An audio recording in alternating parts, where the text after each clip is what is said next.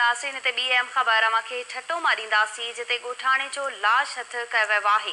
अहम ख़बर नासिन अव्हांखे ॾियूं पिया ठटे वेझो ओताक मां ॻोठाणे जो लाश हथ कयो वियो आहे, जॾहिं त वासन पारां क़त्ल जो ख़दशो ज़ाहिर कयो पियो वञे।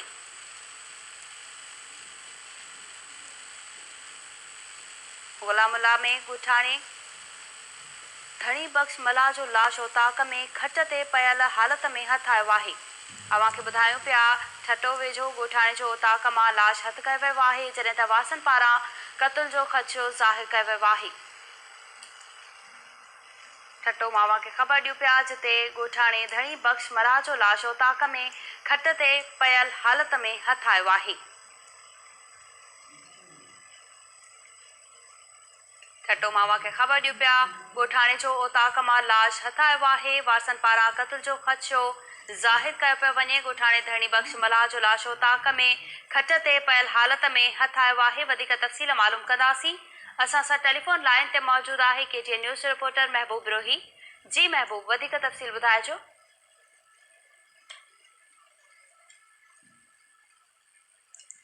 जी महबूब, तव्हांखे आवाज़ अचे पियो? नासिन सां राब्तो कटिजी वियो आहे। अव्हांखे ॿुधायूं पिया ठटो वेझो ॻोठाणे जो ओताक मां लाश हथ आयो आहे। वारसन पारां क़त्ल जो ख़दशो ज़ाहिर कयो वियो आहे। वधीक तफ़सील मालूम कंदासीं। असां सां टेलीफोन लाइन ते मौजूद आहे KTN न्यूज़ रिपोर्टर महबूब रोही। जी महबूब, वधीक तफ़सील ॿुधाइजो। जी, गुलामुल्ला वारे इलाइक़े में ये अफ़सोसनाक वाक़ियो पेश आयो आहे जंहिंमें ॻोठाणो नौजवान आहे धनी बख़्श मला 40 वरनि जो उनजो लाश बिल्कुलु उनजे घर जे भरिसां ओताक उन मां हथ आयो आहे। खट ते पियल अलाए जेके वात ॿुधाईंदा त खट ते पियल लाश हो जेको हथ आयो आहे। तॾहिं त उनजो जेको वॾो भाउ आहे मशहूर मल पहलवान रहियो अली बख़्श मला, उनजो महीनो अॻु में अॻु ओताक में जेको आहे लाश हथ आयो हो, जंहिंजे हवाले सां वासन ॿुधायो त उहो उन ख़ुदकशी कई आहे, अपघात कयो आहे। पर हिन वाक़े खां पोइ जेके वारस जेके आहिनि उन्हनि जो चवणु आहे त अली बख़्श मला जे बिल्कुलु महीने खां पोइ ॿिए भाउ नंढे भाउ धनी बख़्श मला जो पुरस्कार नमूने लाश खट ते पियल हथ आयो आहे ऐं हिकु रस्तो जेका आहे उन ओताक में मां मिलियो आहे। उन मां उन ख़दशो ज़ाहिर कयो आहे त उनखे क़त्ल कयो वियो हूंदो। क़त्ल जो ख़दशो ज़ाहिर कयो आहे, जंहिंखां पोइ पुलिस पहुती आहे ऐं लाश खणाए सिविल अस्पताल खटो पहुचायो वियो आहे पोस्टमार्टम लाइ। वास्तव ख़दशो ज़ाहिर कयो आहे त जेको महीनो अॻु में उन्हनि जेको आहे नौजवान मल पहलवान अली बख़्श मला जो मौत साॻिए ओताक में थियो, जंहिंखां पोइ हीउ वाक़ियो पेश आयो आहे। नौजवान 40 वरनि जो धनी बख़्श मला जो पुरस्कार नमूने लाश मिलियो आहे। उन हवाले सां पुलिस जो चवणु आहे त पोस्टमार्टम करण खां पोइ पतो पइजी सघंदो त हिन मामले जूं हक़ीक़तूं छा आहिनि। पर वारसनि जेका आहे इब्तिदाई तौर ते क़त्ल जो ख़दशो ज़ाहिर करे छॾियो आहे।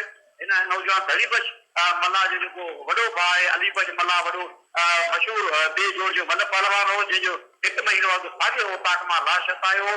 जंहिंखां पोइ हिन नौजवान धनी बख़्श मला जो अॼु सुबुह सवेर ओताक में पियल हालत में लाश हथ आयो आहे। घर में खट ते खट पियल हालत में लाश हथ आयो आहे, जंहिंखां पोइ वारसनि जा ख़दशा वधी विया आहिनि ऐं पुलिस इब्तिदाई जांच लाइ शुरू करे छॾी आहे, जॾहिं त लाश खे पोस्टमार्टम लाइ सिविल अस्पताल खटो मुंतक़िल कयो वियो आहे। अच्छा महबूब, इहो ॿुधाइजो त लाश ते के तशदुद जा निशान ज़ाहिर थिया आहिनि या इन वाक़े जो केस दाख़िल कयो वियो आहे? वारसनि पारां छा पियो ॿुधायो वञे? जी, हिन वक़्त ताईं जेके हिन हवाले सां हथनी खां सूरत साम्हूं न अची सघी आहे। वारसनि इब्तिदाई तौर ते इहो क़त्ल जो ख़दशो ज़ाहिर कयो आहे, पर उहो क़त्ल थियल लाश हालतुनि में हथ आयो आहे।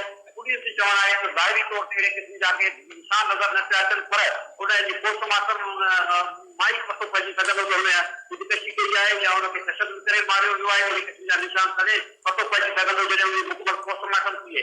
हिन वाक़े जो केस दाख़िल न थी सघियो आहे। उन खां अॻु अली बख़्श मला जेको मल पहलवान हो, उनजी जेका आहे जेका ख़ुदकशी जो जेको आहे केस दाख़िल कयो वियो हो, अपघात जो उनजी गवाह ॼाणायो वियो हो त उनजे घरेलू अणबणनि सां हुन जेको आहे कांवड़ में अची जेको आहे पंहिंजी ज़िंदगी जो अंताणे थियनि थिए। पर हिन खां पोइ महीने खां पोइ बिल्कुलु साॻिए ओताक मां ही लाश हथ अचणु केतिरा ई सुवाल पैदा करे। उनजो नंढो भाउ जेको 40 वरनि जो आहे धनी बख़्श मला, उनजो लाश अॼु हथ आयो आहे। इब्तिदाई तौर ते पोस्टमार्टम लाइ अस्पताल लाश ॾिनो वियो आहे ऐं उन खां पोइ ई वारसनि पारां केस दाख़िल करण ते फ़ैसिलो कयो वेंदो, जॾहिं त वारसनि इहो ख़दशो ज़ाहिर कयो आहे त उन्हनि नौजवान खे जेको आहे क़त्ल कयो वियो हूंदो, छाकाणि जो उनजो लाश जो खट ते पियल हालत में मिलियो आहे, न उहो टंगियल हालत में हो, नई अहिड़े क़िस्म जी शवाइद मिलिया आहिनि जंहिं करे पर उहो क़बल वक़्तु थींदो जॾहिं उन मामले जी जांच थी ऐं वाक़ कहिड़ो केस दाख़िल कराइनि था या वरी पोस्टमार्टम रिपोर्ट जेको आहे उहो उन में छा ॼाणायो वञे थो। महबूब रोही तफ़सील ॿुधाइण लाइ तव्हांजी वॾी महिरबानी। BM ख़बर नासिर